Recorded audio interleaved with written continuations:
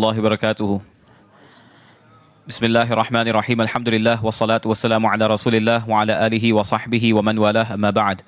Respected brothers and sisters, our coming together tonight, our gathering tonight is to reflect upon the 1 year that has just passed. Remembering Gaza is the title of our theme, is the theme of our session and program tonight. And of course, it's not just the war and the condition in Gaza, but of course, in recent months, in the last month, Lebanon has also been attacked. And it's important that as Muslims, we continue to make dua, continue to come together, to advocate, to mobilize, to organize. But we shouldn't forget our connection with Allah spiritually as well.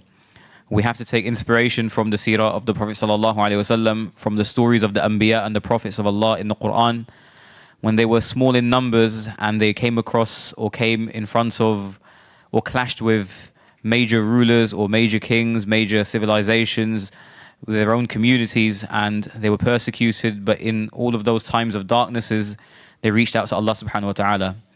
We're at a very critical stage. It's the election time of the year.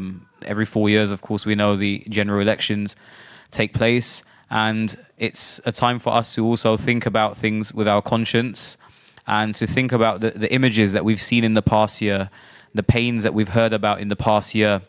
When we do go and vote, when we do go and cast our votes, whatever we do, let's not forget the face of Hind Rajab. Let's not forget the face of Reem, the young girl. Let's not forget the face of the man who's carrying his young daughter and young child and kissing that child. Let's not forget the corpses of people lying on the streets, thousands and thousands of people that have been killed, murdered, the continuous genocide taking place with our tax dollars and with our government being fully complicit and giving a green light and a license for these acts to be carried out. It's important for us to continue to advocate on many fronts, to be mobilized and organized, and to continue to make efforts on different fronts, and also not forget that ultimately nusrah and help comes from Allah subhanahu wa ta'ala. And ala inna nasrallahi qareeb. Always remember that Allah's help is just round the corner. It's very, very close. We have to keep knocking on that door. When we remember the story of Talut and Jalut, a small army overcoming a large army, making that dua, رَبَّنَا أَفْرِغْ عَلَيْنَا صَبْرًا وَثَبِّتْ أَقْدَامَنَا وَانصُرْنَا عَلَى الْقَوْمِ الْكَافِرِينَ. Oh Allah, pour patience and resilience upon us. Allow us to be patient. Ya Allah, grant us steadfastness. Ya Allah, grant us victory upon the disbelievers. Remembering the dua of Yunus alayhi salatu wasalam when he was in the darkness of the well. La ilaha illa anta subhanaka inni kuntu min al-zalimin. Let's not forget the dua of Musa alayhi salam in the time of difficulty. Rabbi inni lima anzalta ilayya min khairin faqir. Let's not forget the dua of Ayyub alayhi salam. Rabbi anni massani ad-dur wa anta arhamur rahimin. Let's not forget the dua of Lut alayhi salam. رب انصرني على القوم المفسدين ربنا افتح بيننا وبين قومي بالحق وأنت خير الفاتحين. Let's not forget all of these prayers, these inspirational du'as that Allah revealed to us in the Quran. There's a purpose behind them. Allah didn't just reveal them because they sound good or they sound nice. They are effective, and we have to keep knocking on the doors of Allah subhanahu wa ta'ala in our own capacity, individually. And of course tonight we're coming together and collectively, inshallah, we're going to make dua, we're going to recite some Quran, we're going to make salawat. But we're also going to hear from our esteemed scholars a few things that will inshallah cause us to think about this situation more. Inshallah, we have with us our own resident scholars. Sheikh Saad is here, Dr. Ra'id is here, Sheikh Muhammad is here, and we're very honored to have Imam Fayyad joining us from San Diego, and he's going to be speaking about a different element and how we can be effective in a different way, and different aspects of this conflict or different aspects of this issue is going to be addressed, inshallah. And without further ado, I'm going to give the mic first to Dr. Ra'id, inshallah, who's going to share with us some historical perspectives for us to take into consideration. أعوذ بالله من الشيطان الرجيم بسم الله الرحمن الرحيم الحمد لله والصلاة والسلام على رسول الله وعلى آله وصحبه ومن اهتدى بهداه اللهم علمنا ما ينفعنا وانفعنا بما علمتنا وزدنا علما وألحقنا بعبادك الصالحين. أما بعد, it feels like yesterday that we were here in the same room when the whole atrocity started. And 1 year has passed, and it's going on, and it's going to increase in magnitude. Now it has expanded to Lebanon, and probably it will expand even beyond, to the east, parts of Syria, parts of Iraq, probably Jordan. This is the agenda. As you know, the Israeli land, according to them, is between the Nile and the Euphrates, right? And this is not just, a slogan. It is reality to them. This is their land. They are not going to be satisfied with the land of Palestine on its own, but they are going to expand. And this was in the agenda, whether October 7 has happened or not. That was immaterial, right? This was their own agenda before that, right? So when did it start? Of course, Palestine, as you know, is a land in which there has always been a clash between, al-haq wal-batil throughout history. And Palestine is al-ard al-muqaddasa, the pure land, the purified land, in which, oppression and zulm cannot take root. You might have it for a while. There's always turmoil, right? Like a healthy body, when it gets invaded, by certain sickness, it fights back until it gets rid of that sickness. So Palestine is like that. And throughout the history what happened on the land of Palestine, starting with, the time when it was under the Romans, and before that, throughout the generations when, the Crusades came in and, occupied Palestine. And they were kicked out by Salah ad-Din Ayyubi and the Muslims at that time. And then, and that was the point where the Renaissance in Europe started. So the Renaissance in Europe was due to the interchange that happened, or the exchange that happened between the Crusades and the Muslim civilization. And unfortunately, they do not keep the favor. So they were living in the dark ages when they interacted with the Muslims. They went back and started the civilization based on what they have learned in the East, but through their interaction with the Muslims. And then the Mongols came in, and they occupied most of the world, like 30 million square kilometers. This is the area that the Mongols controlled, right, which is huge. And the Mongols were, perceived as being undefeated, until they were defeated by the Muslims, again on the land of Palestine, that you cannot even see on the map. It's like a speck on the map, right? But the major battles, whether it's like Hattin, in which the Crusades were defeated, Ain Jalut, where the Mongols were defeated, right? Napoleon, he was defeated in Akka, and this basically put an end to his ambitions, right? So many of the major historic events took place on the land of Palestine. And this land is a barakah for the whole humanity. That's why Allah subhanahu wa ta'ala said in the Quran, الْأَرْض الَّتِي بَارَكْنَا فِيهَا لِلْعَالَمِينَ. This is the land in which we have put barakah for all mankind. Not only the Muslims, not only the Palestinians, not only the Arabs.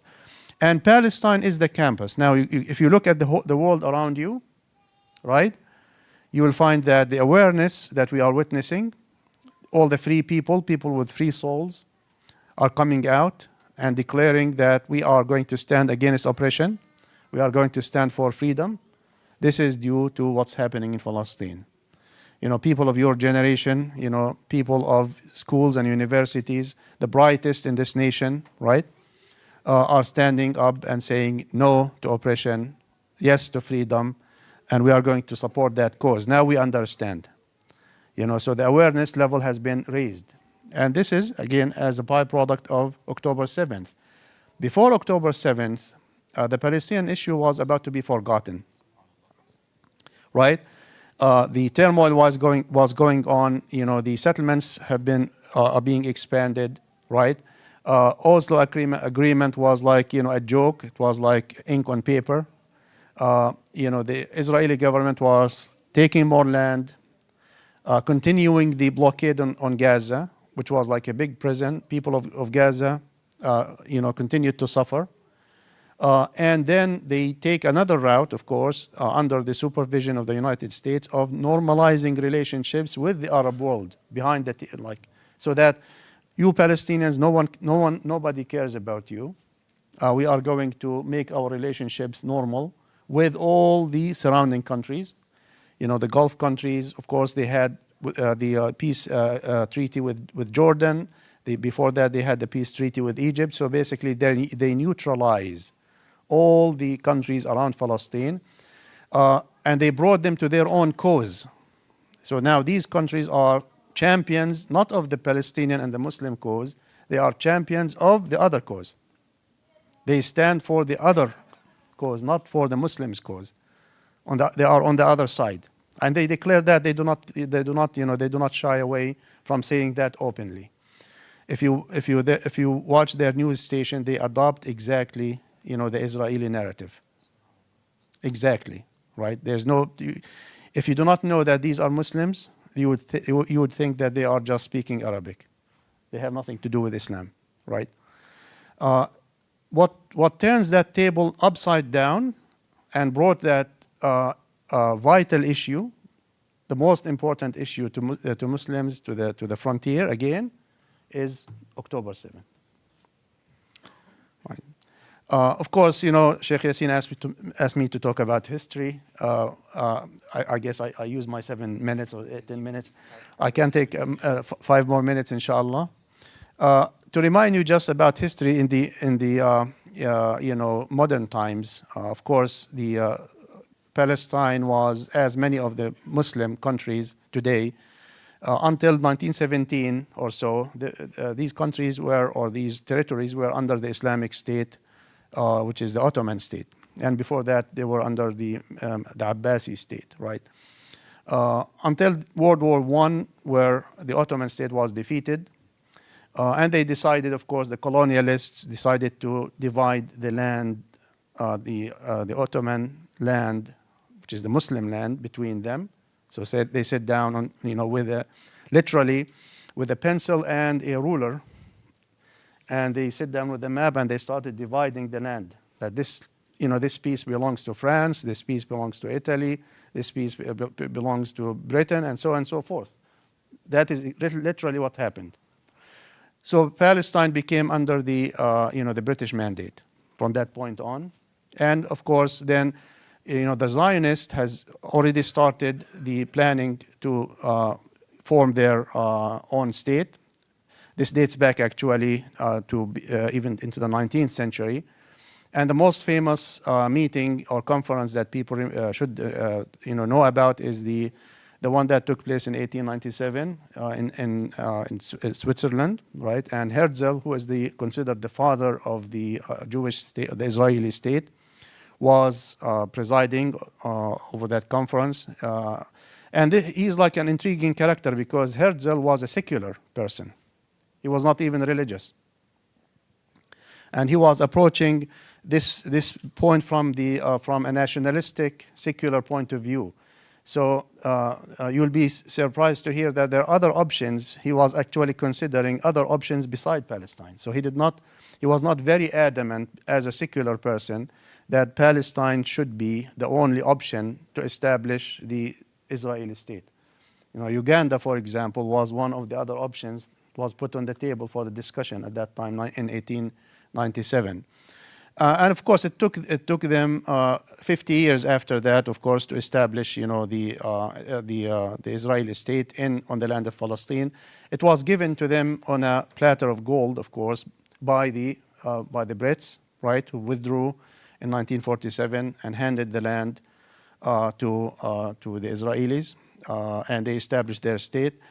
There was no war. 1948 war and 1967 war. These are jokes and plays. There was no serious fighting because there was already a conspiracy that was cooking with the leaders of the Arab countries around Palestine to hand, they were under the British. So the Hashemites in Jordan, for example, they were made by the British, as you know. So they were like their own, masters. Similarly, all the leaders in the neighboring Arab countries, they were sold out already.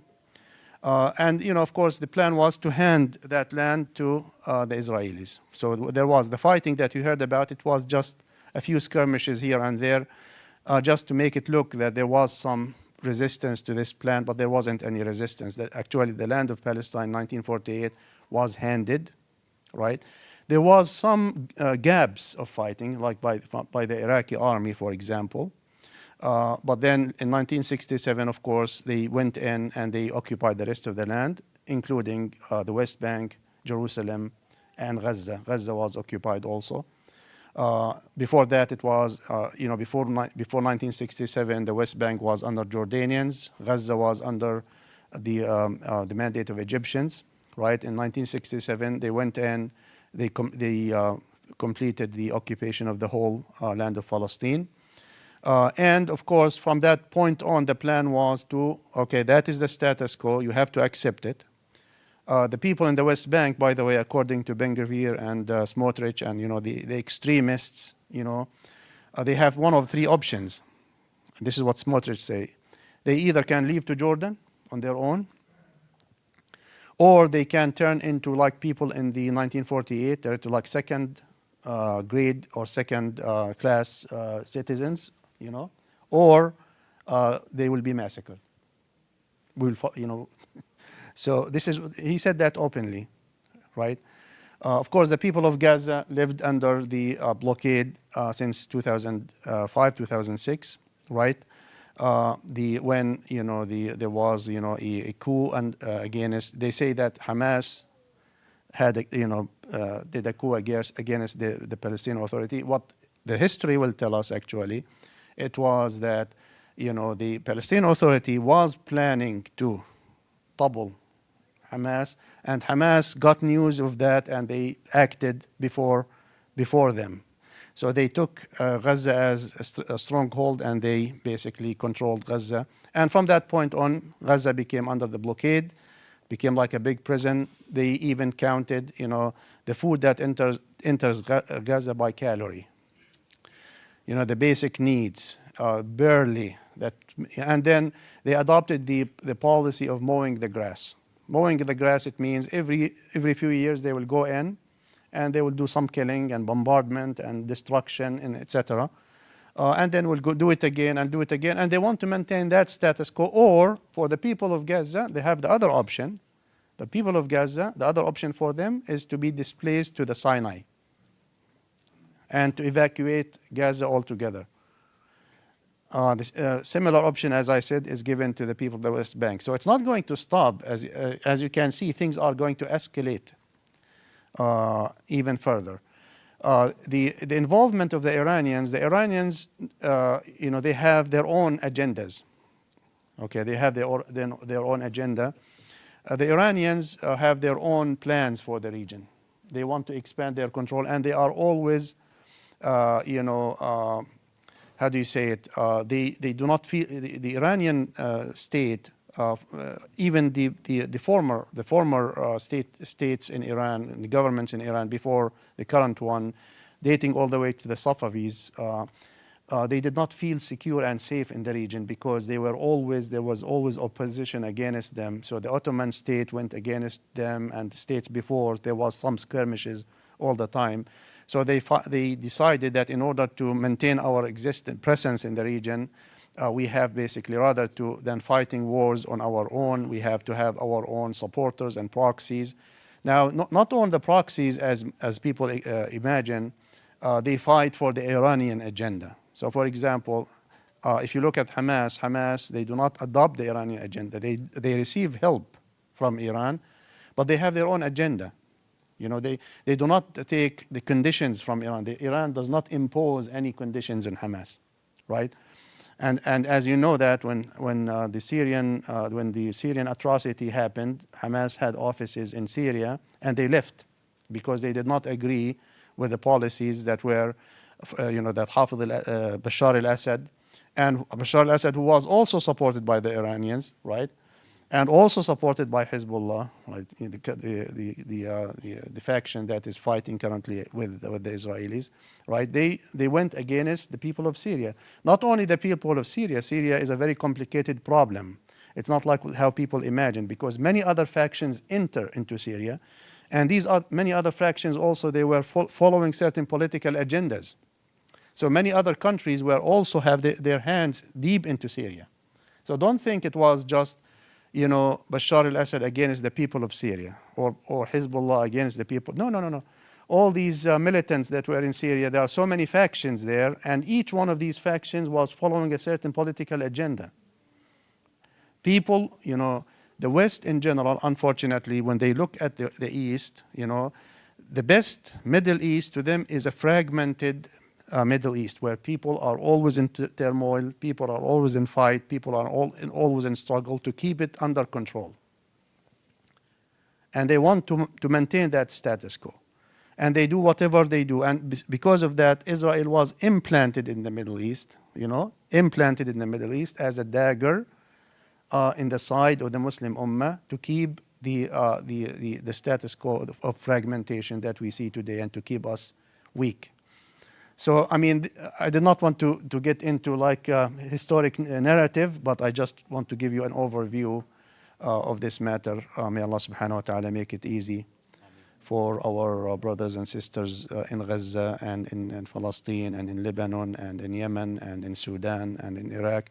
You can go on and on. Unfortunately, there is no part of the Muslim Ummah except with a gaping wound that is bleeding, right? And may Allah subhanahu wa ta'ala forgive us our shortcomings and our taqsir and our helplessness, right? The fact that, all what we can do is just making dua, right? Which is, we should not belittle dua, we should not belittle the power of dua. As Sheikh Yassin said in the beginning, this is something that we should continue to do all the time, and we should also take every action that we can, every action that is in our power to support our brothers and sisters who are suffering and struggling against the tyranny and against oppression, not only in Palestine and Gaza, but also all over the world. Jazakumullah khair. Jazakallah khair, Dr. for enlightening us. And inshallah, next I'm going to ask Sheikh Saad to, one of the greatest tragedies in this war has been the loss of life, and from amongst the lives lost, the one that hurts us the most and touches our hearts the most is children. Seeing the images of children passing, being killed, being bombed, heads severed from the body, being held in the arms of their father, their mother, with tears flowing from their eyes, with screams from their parents. It's been a very, very difficult moment and very traumatic for parents, for people who see this like us when we have our children of our own. And inshallah, I'm going to ask Sheikh Saad to just share a little bit about this, because we work with children. Alhamdulillah, here at Rahma we have the Quran Academy, we have Al Rahma School, and we're very big on children and promoting children and making them feel good in the masjid, giving them a space in the masjid and seeing their beautiful smiles. Like just yesterday in Salatul Asr, we were praying Salatul Asr, and there were two kids talking and it was a sweet conversation they were having in Salah. They were distracting all of us, but it was a very sweet conversation. The girl was upstairs and the boy was downstairs, and they both, I don't want to use the word flirting, but I don't know what they were doing. She was saying, "Look at my spoons," and he's saying, "I have a cow." She says, "I have a cat." He says, "I have a cow." He says, "I have a cat." Then the dad explained, he's not saying cow, he's saying cat. Okay, alhamdulillah. So it was such a sweet exchange. It just really, even though we were in Salah, but after Salah, you just couldn't help smiling because you saw these beautiful children playing, and it's just something that we know with our own playground built now, and children coming more and more. Even just this past week, we've seen so many more children in the masjid, and it's a beautiful sight and a beautiful experience. So, inshallah, I'm going to ask Sheikh Saad to share a few reflections about this, inshallah. Bismillah wa salatu wa salam ala Rasulullah.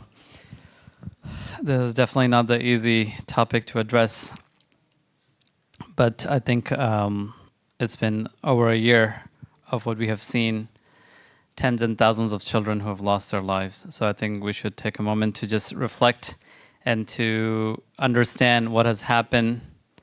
At the same time, what is in it for us, and how are we getting impacted with what happened, and how should we change our life?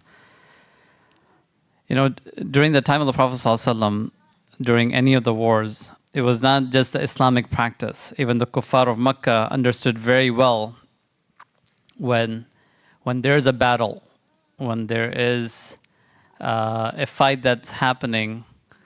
So it was a qaida kulliya. It was accepted fact of a rule that children are safe everywhere. SubhanAllah. And women and children, but children, there was no second opinion. If there were women who were involved in combat, then that's a different thing.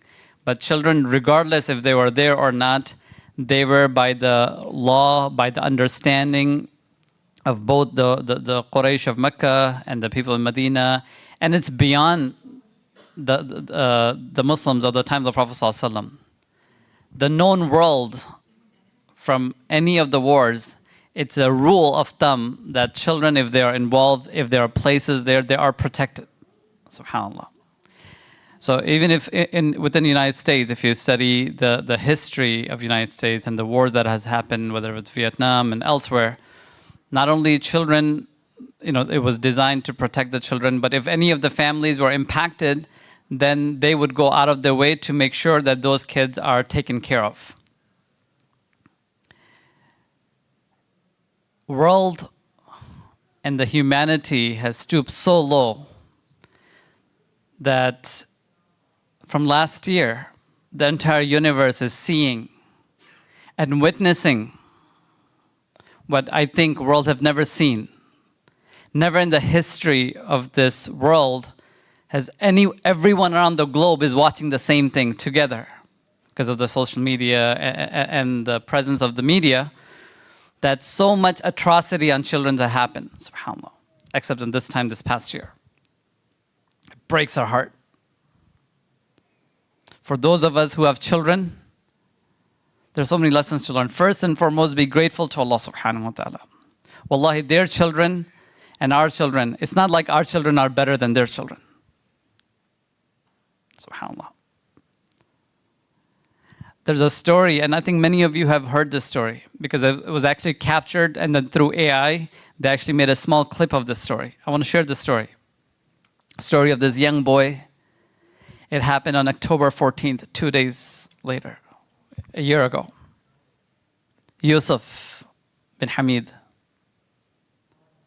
His father was a doctor, a neurologist who worked in all different departments in the hospital in the northern part of Gaza. So this child, Yusuf, 7-year-old then, he would have been 8 now, subhanAllah. And when I actually looked at the story, and his image was, he looked very similar to my son, who was also 7 years old. So this day, Yusuf, before dad went to the hospital, and dad is working like about 10, 12 hours a day. So it just so happened that Yusuf, 7-year-old, he called his dad, his older brother, also known as, his name was Hamid, and his older sister, Jude, and mom. He just said, I just want a family hug before dad goes to work. So he gives a family hug, and then dad goes to the hospital to work, and this time he's working the ER. By the way, for those who have not heard, our dear friend, Dr. Farhan Abdul Aziz, when he came back from Gaza in his multiple trips, he was speaking about how the doctors are working there, subhanAllah. May Allah subhanahu wa ta'ala reward them. They are the true mujahideen, mashallah. Around the clock, with whatever little equipment that they have. So this father, Yusuf's father, was no different. He's just working morning and evening, and even though he is a neurologist, he's now working in the ER department, just trying to help whoever is there. And he says, few hours later, the bombing came. And his father's narration, the bombing happened, it seemed like it happened very closer to the hospital because he heard he heard the sounds. So immediately he called his wife, Yusuf's mom. He called his wife again and again, no one is picking up, and he's worried, and he's asking around his co-workers, where did the sound came from? Because everyone is worried and concerned. Finally, his wife called him back, and he said, the shelling happened very close to our house, and we're all coming to the hospital. And by the way, this is also very true from the stories from Dr. Farhan Abdul Aziz, that hospitals were the safe havens. Anyone, everyone would live in the hospitals. SubhanAllah. If you don't have food, you go to hospital. If you want to pray salah, you go to the hospital. SubhanAllah. These Khabis people have not left anything. And later on, the same hospitals were also bombed. SubhanAllah. So Yusuf's mom calls her husband saying, we are rushing to the hospital because the bombing happened very close to the house. And everyone scattered. Finally, the family comes to the hospital. And now father, only thing he's looking for is, and this is actually captured in the video, he's screaming around from one room to another room of the hospital, where is Yusuf? Where is Yusuf? Where is Yusuf? And then the mom is saying Yusuf is a 7-year-old small boy with curly hair. And everyone's looking for that Yusuf bin Hamid. Then finally a photographer, he said right after the shelling, right after the bombing, I took some pictures of those who got injured and those who passed away. So let me show you the pictures. Maybe you might find your son in here. At that moment, the father says, I saw an image that I could not recognize, but he had curly hair and the clothes that Yusuf wore this morning. And he says, I did not have the courage to admit. You know, there's a concept of denial. He's like, I was in a true denial that this cannot be him. But still, he went from one room to another room in the hospital just to say, maybe some injured kid, my kid is there for treatment. Then finally, he went back to the same photographer. He said, what happened to these kids? He said, they have taken them all to the truck, the mortuary, all those who have passed away. The father says, I took the courage. I have not informed my wife, neither my other 2 kids. He said, I went there. I stood outside the truck. And he said, Bismillah. And then he moved in. And he said, it is my son Yusuf who passed away. And he cried. Later on, subhanAllah, my dear brothers and sisters, can we imagine we go to work and we come back only to know that part of your family is not there?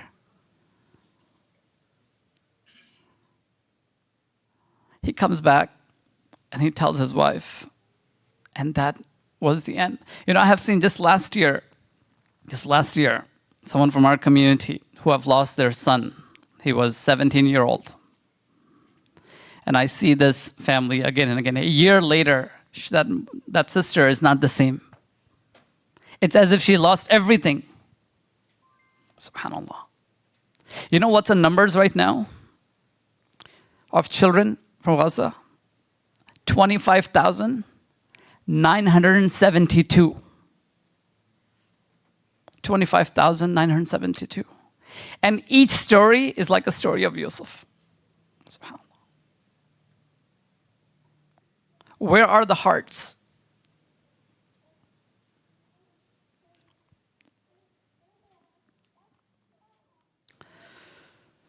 For those of us who have children, may Allah subhanahu wa ta'ala save and protect our children, value our kids. Make dua with our children for the kids of Gaza. These are the kids who have passed away. Inshallah, they will be in Jannah. But what about the kids who are injured? The kids who have lost their limbs? The kids who have lost their parents? That child who loses their parents in this kind of atrocity, that child will never be the same. This is our ummah.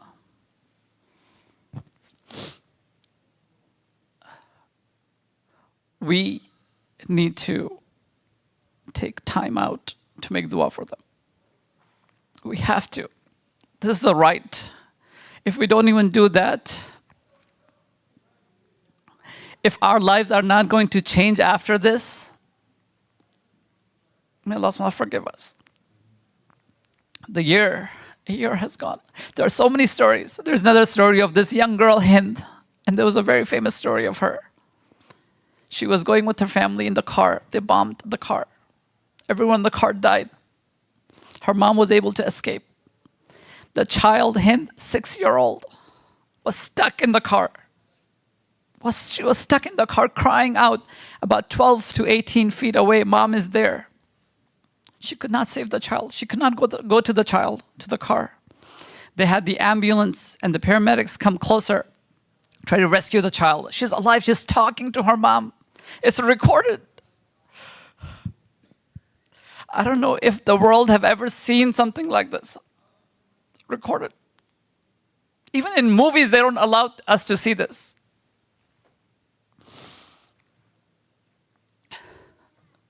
Breathing her last. The paramedics who came to help her, they killed them. So no one can come close to the child. And mom and daughter are speaking till the last breath, and the child passed away.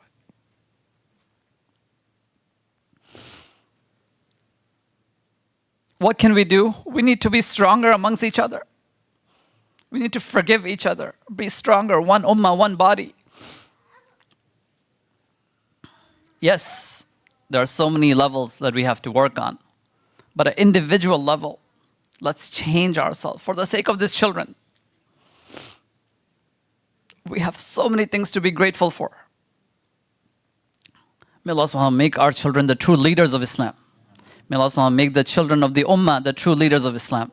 May Allah subhanahu wa ta'ala raise amongst us and our children those people who become the true leaders of Islam, who will unite the Muslim ummah, who will stand up in our tariq, in our history.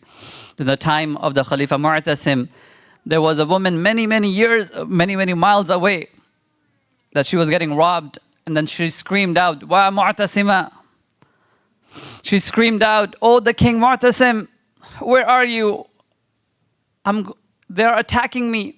The message went from one person to another person. Finally, the king heard that message. He sent the whole army for her protection.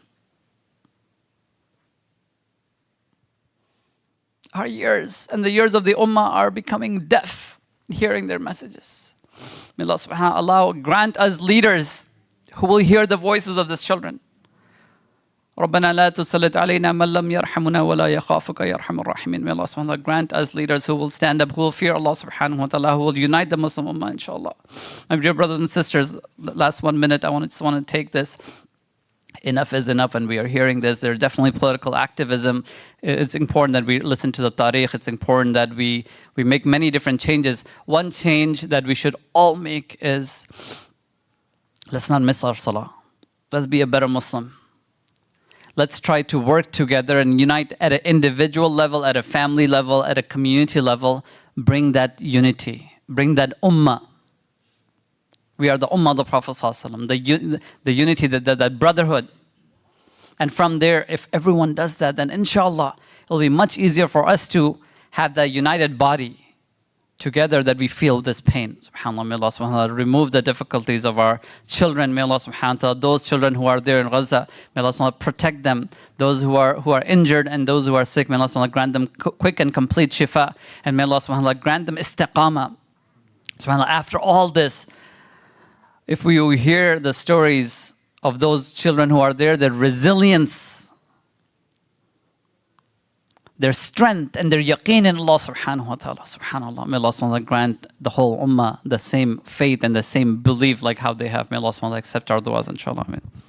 Jazakallah khair, Sheikh Saad, for moving all of us. And inshallah, I'm going to ask Sheikh Muhammad to speak a little bit about justice. Of course, all of this is happening because of there's an absence in justice. And there's gaps in justice, and oppression is being carried out. So what does Islam teach us about calling for justice and working towards justice? Inshallah, Sheikh Muhammad will share a few reflections.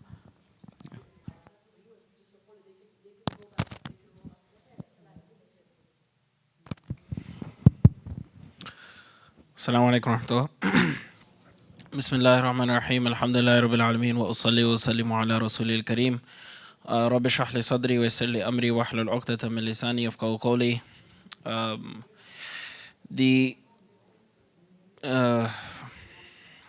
In reality, honestly, sitting up here talking about the people of Gaza, wallahi al-azim, I do not feel ahal to do so.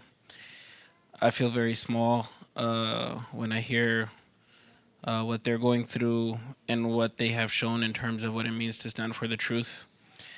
uh, we have this title of community leaders and etc.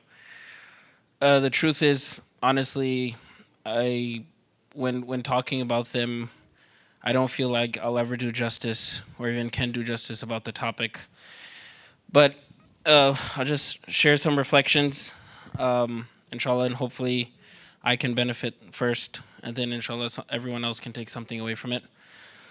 The Prophet ﷺ, he gives us a framework for speaking out, for having some type of framework for the heart.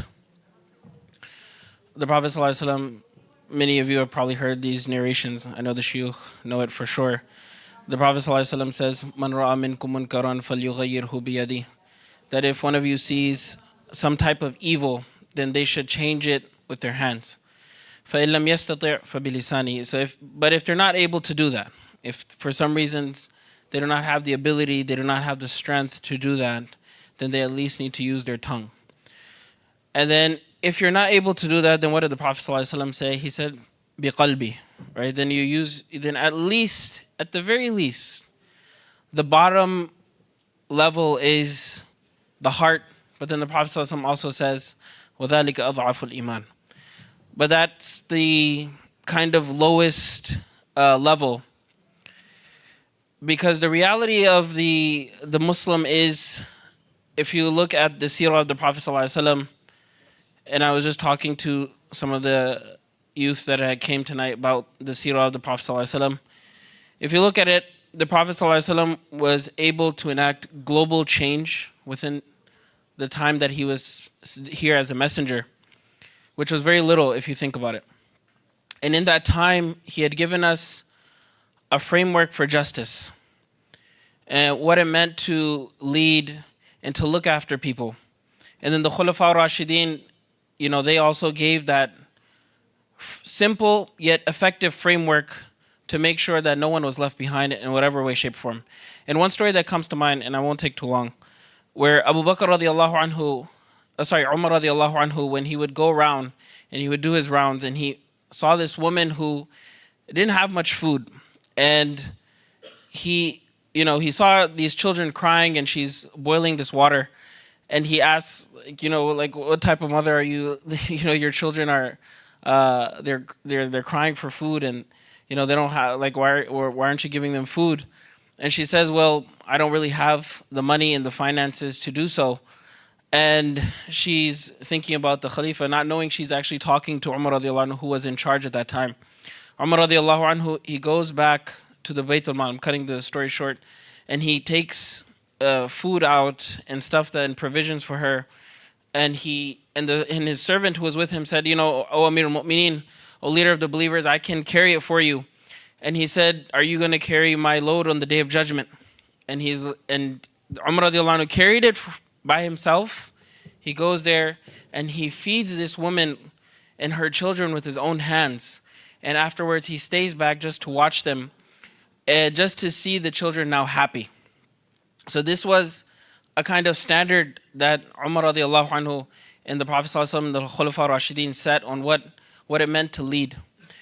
But one thing that I find the Quran does very well, the Quran of course is amazing, it's the word of Allah subhanahu wa ta'ala, but one thing that I find that you can really see in the Quran is Allah subhanahu wa ta'ala gives us frameworks and archetypes to look at in the world. When you look at Pharaoh, for example, he is an archetype of what will people in power who have evil intent, who want to be oppressive, what are they going to do? What tactics are they going to use? Pharaoh, when Musa alayhi salam came, and there's a lot to mention, but I'll just mention one part because I feel like it's very relevant. When some of the people around Pharaoh, they said to Pharaoh, are you going to let Musa and his people cause corruption in the land?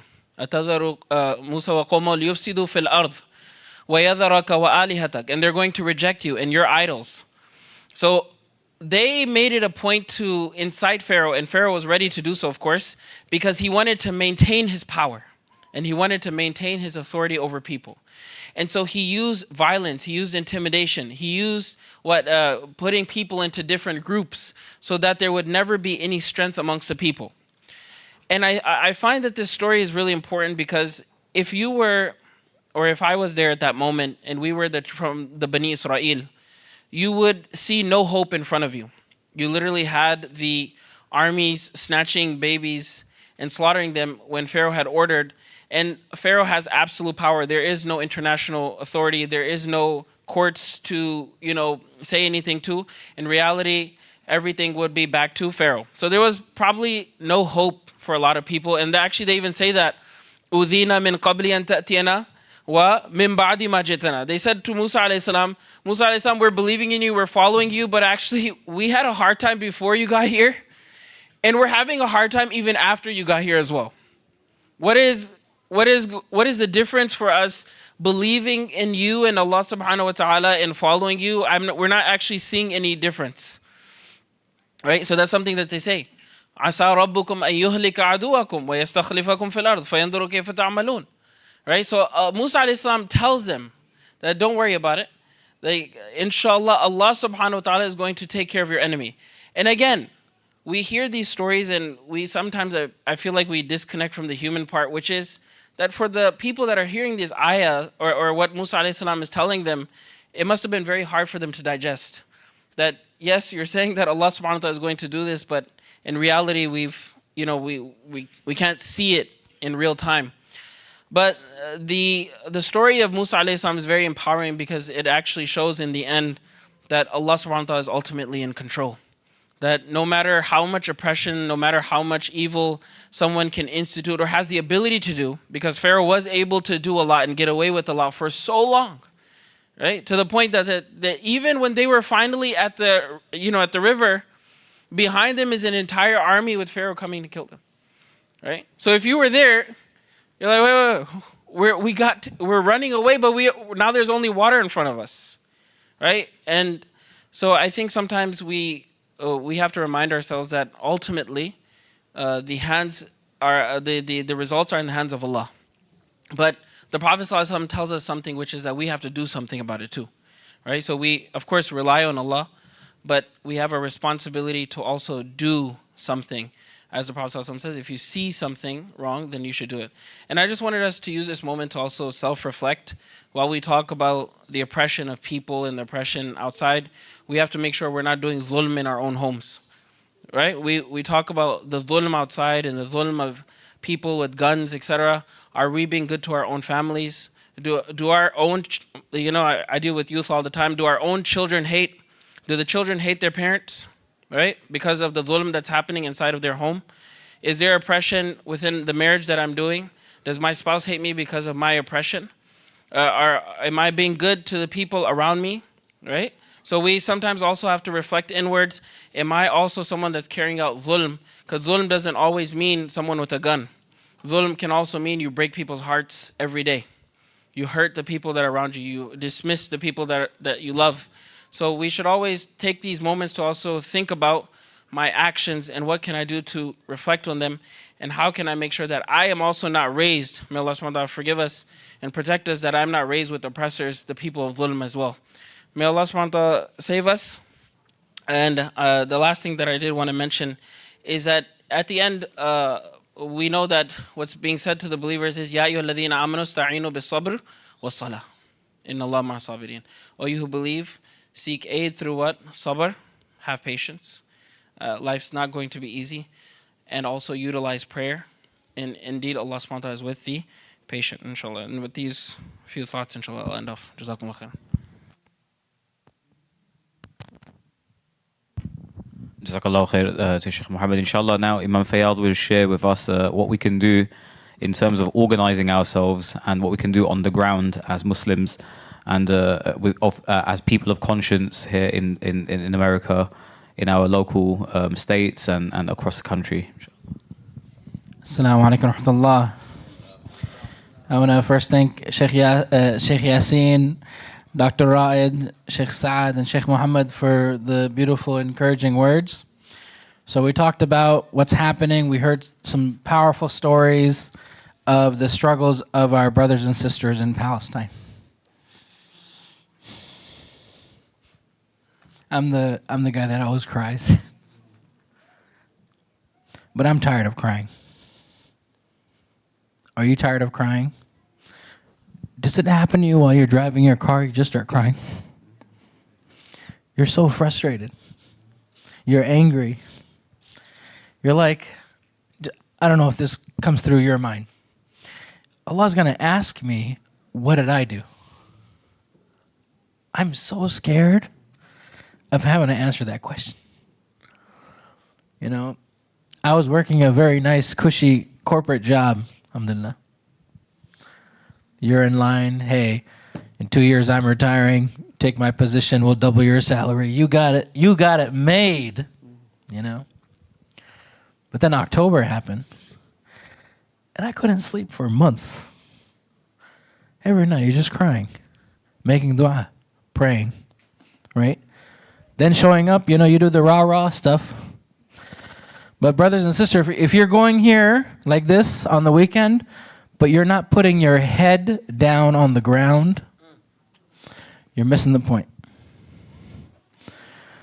This is great, but it has to be teamed up with your head on the ground and your hand up for Allah.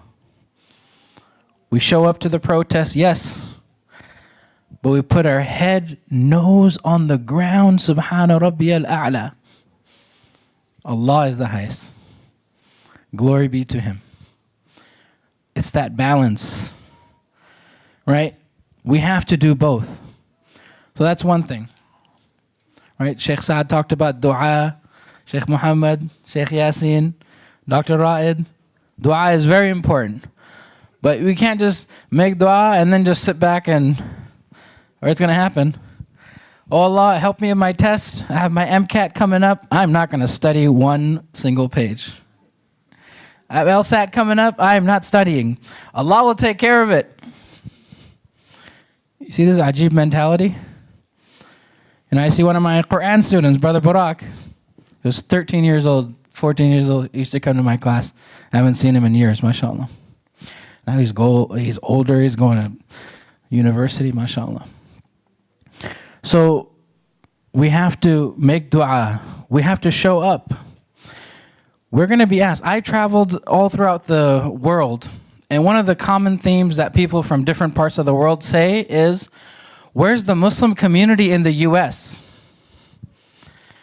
Brothers and sisters, do you know you have a lot of power? Like, you got crazy amount of power. Do you know it's our country that's just destroying everything in the world? You know, I mentioned in the khutbah, we give as a community, we're such a generous, beautiful community, mashallah. About $3.6, $3.8 billion to relief organizations every year. And we're giving that money because of the foreign policy decisions of our own country. The reason why they're starving in Gaza is because of our own foreign policy. The reason why Yemen is in shambles because of our own foreign policy. I'm from Afghanistan. Afghanistan's in shambles because of our foreign policy here in this country. There's some issues in our country, in Afghanistan also, but it's our own foreign policy. So, 3.8 billion. And we give about $10 million of uncoordinated dollars towards political causes as an entire ummah here in the U.S. You think $10 million that's uncoordinated is going to get us that far? So we say it very simply in the khutbah. If we take 10% of that $3.8 billion, how much money is that, brothers and sisters? $380 million. That's a very big number, yeah. Right? We need some Ruh Hafza here. Go wake us up with some sugar. $380 million. What can you do, brothers and sisters, with $380 million in the political space? Oh, holy Islam, you can do a lot, man. You get whatever you want. Allahu Akbar. I mean, I've been in this political world for 15 plus years with labor, and I know all the APAC people. I know all these people. SubhanAllah, with just $30 million, I tell you, like, if we have it coordinated, you could change things. Just $30 million. But if we just allocate $300 million, oh, you could win the presidency. You're laughing, right? But I'm telling you, I know what the numbers are, right? With coordinated dollars. So brothers and sisters, there's two issues for our community. I'm going to say this a million times. Number one, we don't give to political causes, and number 2, you don't vote. There's this thing called a voter scorecard. Alhamdulillah, at our organization, we have access to that. I know if you're registered to vote, I know how many times you have voted in the past 5 election cycles. The letter grade for the Muslim community is very low, mashallah, in our propensity to vote. However, we've made strides. Alhamdulillah, about 15, 20 years ago in the masjid, people were saying it's haram to register to vote, haram to vote. I think we got past that to a certain extent. Alhamdulillah. So, a couple action items for the community we're closing. Number 1, brothers and sisters, register to vote. Register to vote and then vote. Because your name is coming up on the voter file. It's not just I have the numbers. Other communities have the numbers. The elected officials, they have those numbers. They know, brother, did you register to vote? Did you vote? So when they see the Muslim community and they're not coming out to vote, they say, I don't really care about their issues. Because you're not a voting bloc. So register to vote and then actually vote. So inshallah ta'ala, we're going to talk more about the strategic planning for the Muslim community, the Muslim Ummah here, next Friday at 6:30 p.m. at the gymnasium of ISB. I'll be here inshallah. We're going to show you the entire plan. I want you, brothers and sisters, cash Jamaat right now. Cash Jamaat, inshallah. As my older brother is a mufti, mashallah. He's one of our leaders in the Tablighi Jama'ah in San Diego, California. This is Cash Jamaat, inshallah. We're going to get you tashkiled next week, 6:30 p.m. at the gymnasium. It's going to take about a little over an hour, but you're going to hear the whole plan. And you're going to see how the Muslim community can change the political landscape and the foreign policy. I'm going to close with this. Our Muslim Ummah, we are the janitors of the world. As I mentioned, we are cleaning the mess of our own foreign policy. If we change our foreign policy, and we mentioned just give 10% of your donations towards political causes, I'm not saying don't donate to relief organizations. Don't get me wrong. We have to. We give them our zakat. We have to do this. We have to help these poor people. But now imagine we change the political landscape, the policies. Now instead of your donation going to some child that's an orphan or someone that's starving, now that donation is going towards building institutions for these locations, building schools, building something, building infrastructure, building water supply. I mean, you talk about Gaza, there's like no water there, no clean water. Like these are the kinds of infrastructure we could building with our dollars. So inshallah ta'ala, keep this little simple thing in mind, how we look at how we donate. And inshallah, if we could donate towards 10% towards political causes, we could make a whole lot of difference throughout the entire world, bi'idhnillah. May Allah subhanahu wa ta'ala accept these words. May Allah ta'ala give us the ability to understand these words. Bring these words into practice and convey these words to others. So again, register to vote. You're going to vote, inshallah. We're working on an endorsement guide, inshallah. I can't mention that here, what the guide is, but we'll be sharing that, inshallah.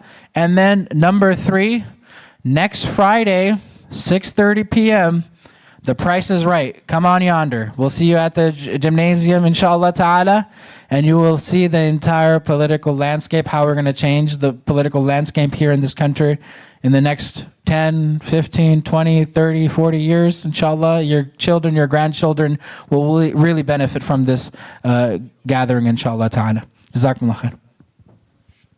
Jazakallah khair. Inshallah, we mentioned that we're going to recite Surah Yasin together and salawat and make dua, inshallah. So what I'm going to do is I'm going to ask some of our young huffaz, Zakaria, Muhammad, anyone from the girls who's hafiz or somebody who wants to come to the front, inshallah. You guys lead the Surah Yasin. Everybody will recite, inshallah, after you. I'm going to put you on the spot. You can take your Quran out if you want. It's fine, inshallah. Come. Make it happen. Yes. Bismillah. Muhammad, come. Muhammad Beg. Yes. No, not right. No Q&A, inshallah. We're just going to have a salawat, dua, and Surah Yasin and dua, inshallah. Go ahead, inshallah. Grab a mic, inshallah. Muhammad, grab the mic, inshallah. Okay. Let's all start together, inshallah. أعوذ بالله من الشيطان الرجيم. بسم الله الرحمن الرحيم. ياسين والقرآن الحكيم إنك لمن المرسلين على صراط مستقيم تنزيل العزيز الرحيم لتنذر قوما ما أنذر آباؤهم فهم غافلون لقد حق القول على أكثرهم فهم لا يؤمنون إنا جعلنا في أعناقهم أغلالا فهي إلى الأذقان فهم مقمحون وجعلنا من بين أيديهم سدا ومن خلفهم سدا فأغشيناهم فهم لا يبصرون وسواء عليهم أأنذرتهم أم لم تنذرهم لا يؤمنون إنما تنذر من اتبع الذكر وخشي الرحمن بالغيب فبشره بمغفرة وأجر كريم إنا نحن نحيي الموتى ونكتب ما قدموا وآثارهم وكل شيء أحصيناه في إمام مبين واضرب لهم مثلا أصحاب القرية إذ جاءها المرسلون إذ أرسلنا إليهم اثنين فكذبوهما فعززنا بثالث فقالوا إنا إليكم مرسلون قالوا ما أنتم إلا بشر مثلنا وما أنزل الرحمن من شيء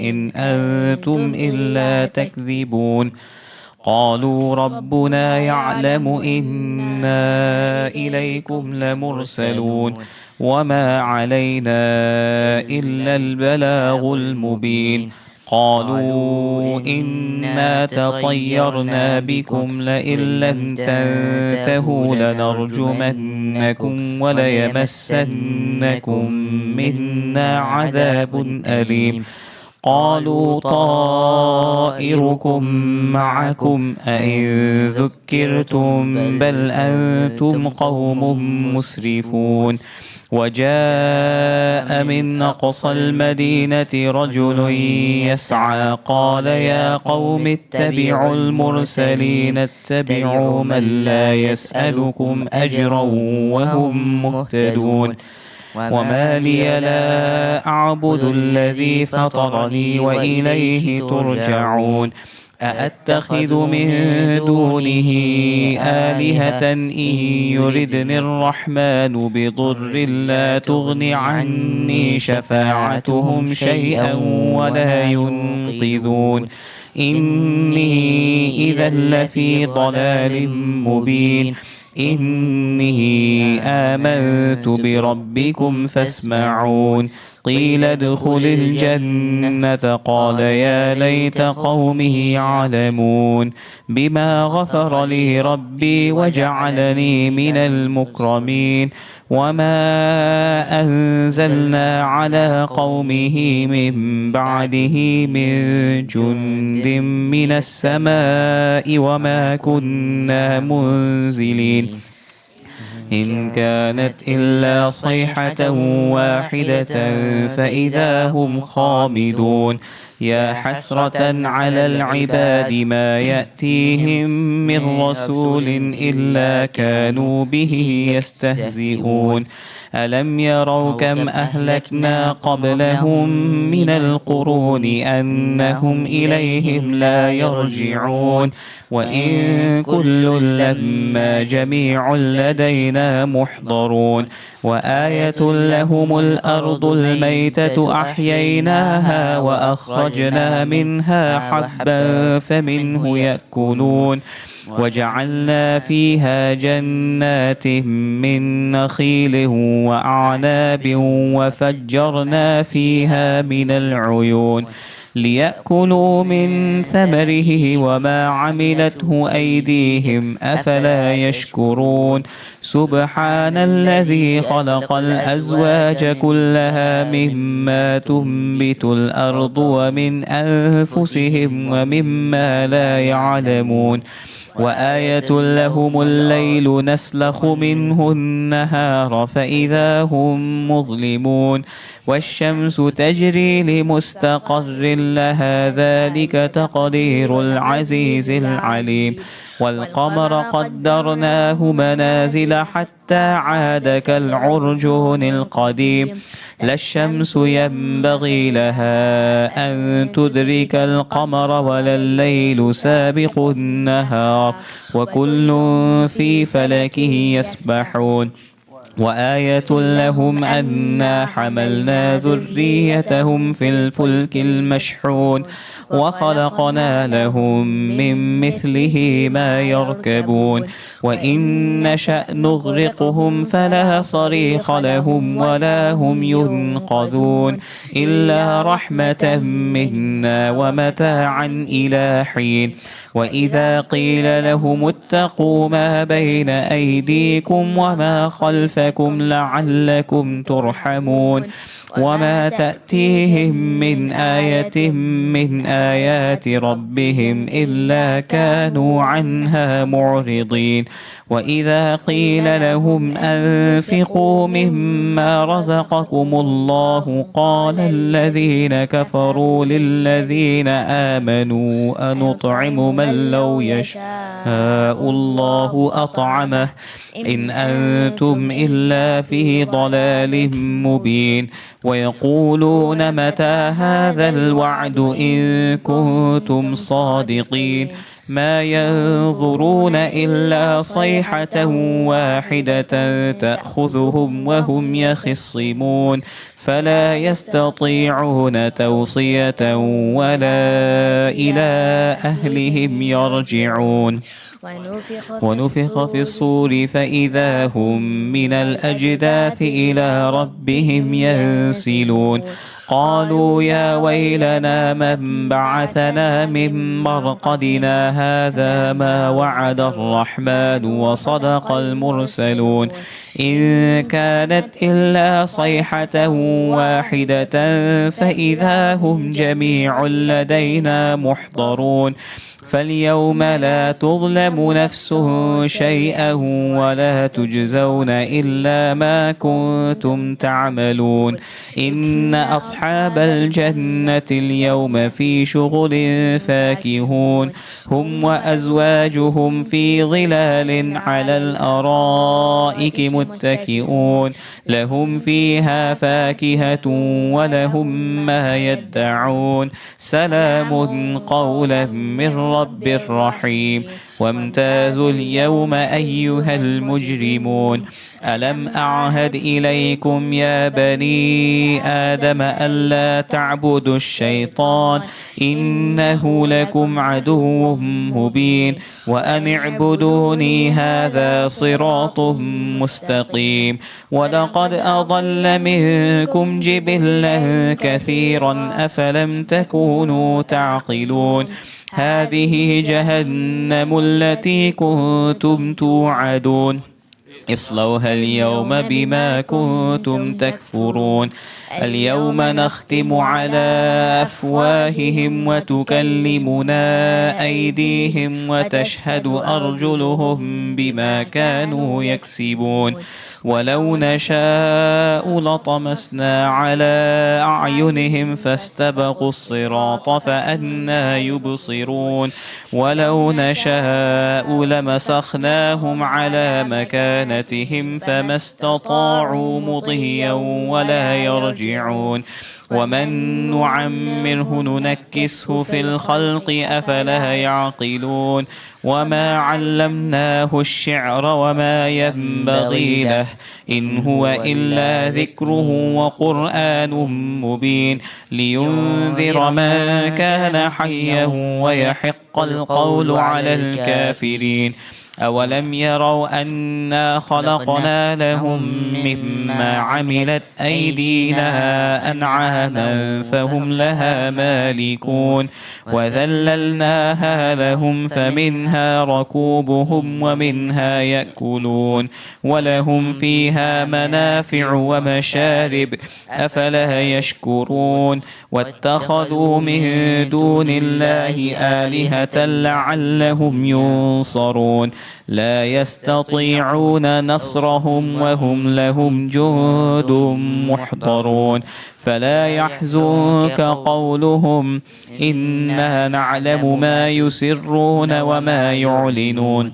أولم يرى الإنسان أنا خلقناه من نطفة فإذا هو خصيم مبين وضرب لنا مثلا ونسي خلقه قال من يحيي العظام وهي رميم قل يحييها الذي أنشأها أول مرة وهو بكل خلق عليم الذي جعل لكم من الشجر الأخضر نارا فإذا أنتم منه توقدون أوليس الذي خلق السماوات والأرض بقادر على أن يخلق مثلهم بلى وهو الخلاق العليم إنما أمره إذا أراد شيئا أن يقول له كن فيكون فسبحان الذي بيده ملكوت كل شيء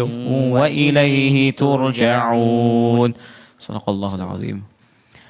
Inshallah, now we're going to recite some salawat, and the purpose, of course, is to seek from Allah subhanahu wa ta'ala change and for Allah's protection, His divine assistance, and salawat upon Rasulullah sallallahu alaihi wasallam is very effective for all of these issues, for forgiveness, for protection, for divine assistance. We place our trust in Allah subhanahu wa ta'ala and we seek Allah's blessings because of His love for Rasulullah sallallahu alaihi wasallam. So everybody, inshallah, if we can recite salawat, I'm going to ask, inshallah, our boys to lead us in salawat as well. Allahumma salli ala Sayyidina Muhammadin. Read after me, with me, inshallah.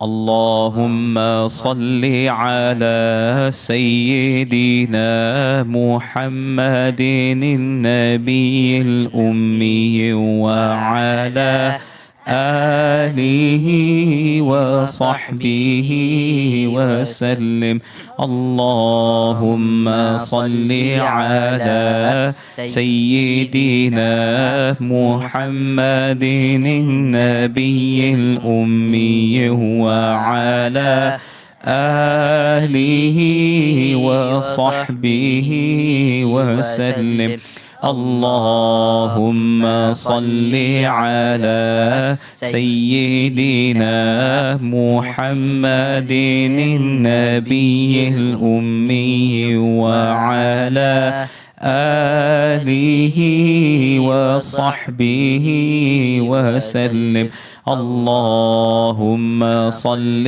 على سيدنا محمد النبي الأمي وعلى آله وصحبه وسلم اللهم صل على سيدنا محمد النبي الأمي وعلى آله وصحبه وسلم اللهم صل على سيدنا محمد النبي الأمي وعلى آله وصحبه وسلم اللهم صل على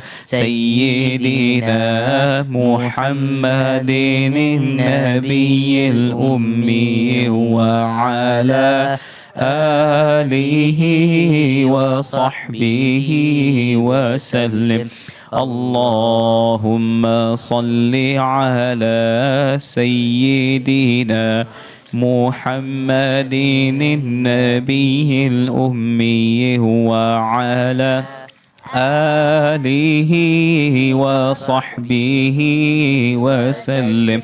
اللهم صل على سيدنا محمد النبي الأمي وعلى آله وصحبه وسلم.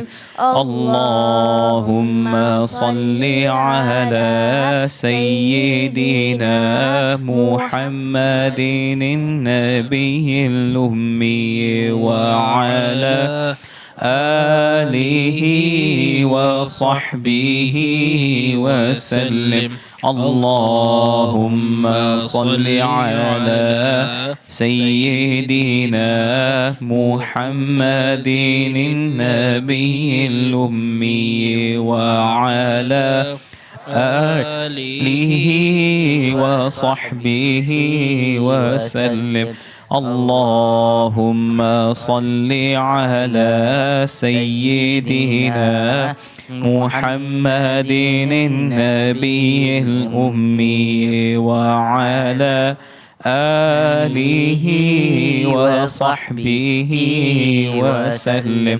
اللهم صل على سيدنا محمد النبي الأمي وعلى آله وصحبه وسلم. صلى الله عليه وسلم.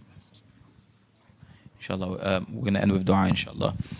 بسم الله الرحمن الرحيم. الحمد لله رب العالمين والصلاة والسلام على أشرف الأنبياء والمرسلين سيدنا محمد وعلى آله وأصحابه أجمعين. اللهم صل على سيدنا محمد وعلى آل سيدنا محمد وبارك وسلم.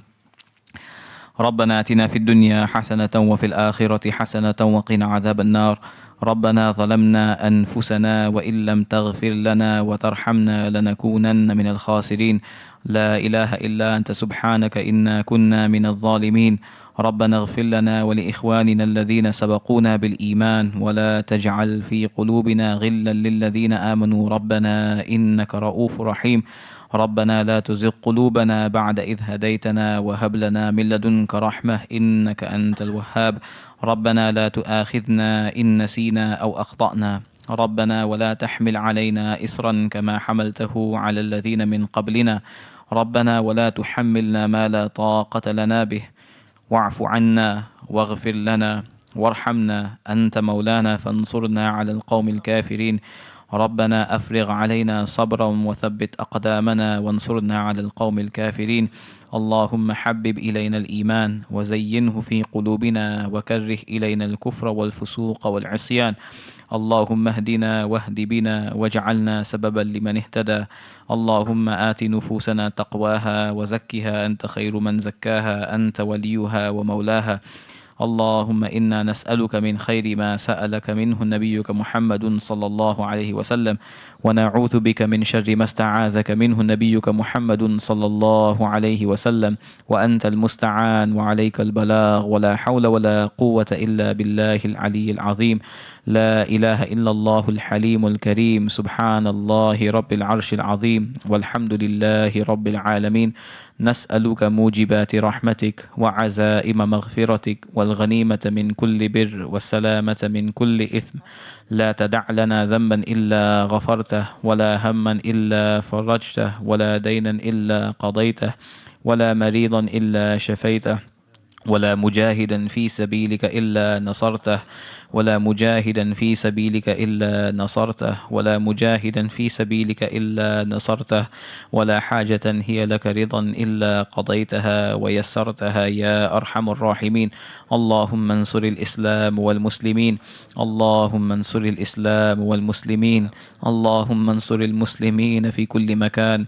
اللهم انصر المسلمين في كل مكان اللهم انصر المسلمين في غزة اللهم انصر المسلمين في غزة اللهم انصر المسلمين في لبنان اللهم انصر المسلمين في لبنان اللهم أيدهم اللهم انصرهم اللهم ثبت أقدامهم اللهم تقبل شهداءهم اللهم اشف مرضاهم اللهم منزل الكتاب سريع الحساب هازم الأحزاب اللهم انصرهم وزلزل أقدام الأعداء اللهم زلزل أقدامهم اللهم زلزل أقدامهم اللهم لعن الكفرة الذين يصدون عن سبيلك ويكذبون رسلك ويقاتلون أولياءك اللهم شتت شملهم ومزق جمعهم ودمر ديارهم وخالف بين كلمتهم وزلزل أقدامهم وأنزل بهم بأسك الذي لا ترده عن القوم المجرمين اللهم إنا نجعلك في نحورهم ونعوذ بك من شرورهم اللهم إنا نجعلك في نحورهم ونعوذ بك من شرورهم اللهم استر عوراتنا وآمن روعاتنا اللهم استر عوراتنا وآمن روعاتنا Ya Allah, Ya Rabb al-Alameen, forgive us, Ya Allah. Ya Allah, forgive us, Ya Allah. Ya Allah, have mercy upon our condition, Ya Allah. Ya Allah, have mercy upon our condition, Ya Allah. Ya Allah, hide our sins, Ya Allah. Hide our flaws, Ya Allah. Ya Allah, hide our weaknesses, Ya Allah. Ya Allah, hide our weaknesses, Ya Allah. Ya Allah, you are well aware of our conditions, Ya Rabb al-Alameen. Ya Allah, you know about our pain, Ya Allah. Ya Allah, you know our pain, Ya Allah. Ya Allah, Ya Allah, is in your wisdom, Ya Allah, everything that's happening, Ya Rabb al-Alameen. Ya Allah, nothing happens without your will and your command, Ya Allah. Ya Allah, sometimes we don't understand your wisdom, Ya Allah. Ya Allah, allow us to accept all the things that happen by your decree, Ya Allah. Ya Allah, allow us to accept your qadr, Ya Allah. Ya Allah, allow us to submit to your qadr, Ya Allah. Ya Allah, Ya Allah, change the conditions and the ahwal of the people, Ya Allah. Ya Allah, Ya Allah, our brothers and sisters who are suffering in Gaza, Ya Allah, suffering in Palestine, in the West Bank, Ya Allah, in Lebanon, Ya Allah. Ya Allah, those who are living under these severe, harsh conditions, Ya Allah, those who are going through genocide, Ya Allah. Ya Allah, genocide, Ya Allah, cleansing, Ya Allah. Ya Allah, Ya Allah, uplift the oppression, the dhulm and the tyranny, Ya Allah. Ya Allah, remove their difficulties, Ya Allah. Ya Allah, remove their hunger, Ya Allah. Remove their pain, Ya Allah. Ya Allah, clear their tears, Ya Allah. Ya Allah, grant them peace, Ya Allah. Grant them aman and security, Ya Allah. Grant them victory, Ya Allah. Grant them nusrah, Ya Allah. Grant them divine assistance from you, Ya Allah. Ya Allah, in the darkest of hours, Ya Allah, only you can help, Ya Rabb al-Alameen. There is no refuge except in you, Ya Rabb al-Alameen. There's nobody to call upon but you, Ya Rabb al-Alameen. Ya Allah, in the darkest hours, when Ibrahim alayhi salam was thrown into the fire, Ya Allah, it was you who protected him, Ya Allah. When Yusuf alayhi salam was thrown into the well, Ya Allah, it was you who protected him, Ya Rabb al-Alameen. When Yunus alayhi salam was in the stomach of the well, Ya Allah, it was you who protected him, Ya Rabb al-Alameen. When Nabiyuna sallallahu alayhi wasallam was going through the challenges with Ta'if, Ya Allah, when he was going through the challenges in Uhud, Ya Rabb al-Alameen, when he was going through all of those trials and tribulations, Ya Allah, it was you who rescued him, Ya Allah. Ya Allah, when Musa alayhi salam and his people were suffering under the tyranny of Fir'aun, Ya Allah, it was you who rescued them, Ya Rabb al-Alameen. Ya Allah, Ya Allah, you answer the call of those who are distressed. Ya Allah, you answer the call of those who are oppressed. Ya Allah, Ya Allah, we only have refuge in you, Ya Rabb al-Alameen. Ya Allah, change the condition and the ahwal of the people, Ya Allah. Ya Allah, change their condition, Ya Allah. Ya Allah, change the condition of the hearts of the people who are hateful, Ya Allah. Ya Allah, those who are decision makers and lawmakers, Ya Allah, change their hearts, Ya Rabb al-Alameen. Ya Allah, Ya Allah, awaken their conscience, Ya Allah. Ya Allah, awaken their conscience, Ya Allah. Ya Allah, allow them to act with compassion, Ya Rabb al-Alameen. Ya Allah, change the conditions of their hearts, Ya Allah. Ya Allah, you are the one who gives divine assistance, Ya Allah. Only you have the decision in your hands, Ya Rabb al-Alameen. Biyadik al-amru kulluh, Ya Allah. All of the affairs return to you and in your hands, Ya Allah. You are the one who grants honor, Ya Allah. You are the one who disgraces, Ya Allah. You are the one who gives kingdom, Ya Allah. You are the one who gives poverty, Ya Rabb al-Alameen. Everything is in your hands, Ya Allah. Ya Allah, if you decree, Ya Allah, the conditions will change overnight, Ya Allah. Ya Allah, we reach out to you seeking your assistance and your help and your guidance, Ya Allah. Ya Allah, grant relief to our brothers and sisters in Gaza, Ya Allah. Ya Allah, grant relief to the children of Gaza, Ya Allah. Grant relief to the weak of Gaza, Ya Allah. To the women of Gaza, Ya Allah. To the elderly of Gaza, Ya Allah. Ya Allah, Ya Allah, change the conditions, Ya Rabb al-Alameen. Ya Allah, allow us to do whatever we can, Ya Allah. Ya Allah, do not hold us accountable for our weakness, Ya Allah. Ya Allah, what answer will we will give you on Judgment Day, Ya Allah. When we stand in front of you, Ya Allah, and you ask us, Ya Allah, what did we do? Ya Allah, what did we do? Ya Allah, we are so weak, Ya Rabbil Alameen. Ya Allah, we only have you to turn to, Ya Allah. Ya Allah, allow us to do whatever is in our capacity to change the conditions, Ya Allah. Whatever is in our strength to change the conditions, Ya Allah. Ya Allah, allow us to work with our conscience, Ya Allah. Ya Allah, unite our hearts. Ya Allah, allow us to be organized, Ya Allah. Ya Allah, allow us to be organized, Ya Allah. Guide our matters, guide our affairs, Ya Allah. Ya Allah, allow the people of this town, this city, this masjid to be changers and shakers, Ya Allah. Movers and shakers, Ya Allah, who change the conditions, Ya Allah. Ya Allah, allow us and accept us for this acts of khair, Ya Allah, and do not hold us accountable for our weaknesses, Ya Rabbil Alameen. Wa sallallahu ta'ala ala khayri khalqihi Muhammadin wa ala alihi wa ashabihi ajma'een. Ameen. Ameen bi rahmatika ya arhamar rahimin.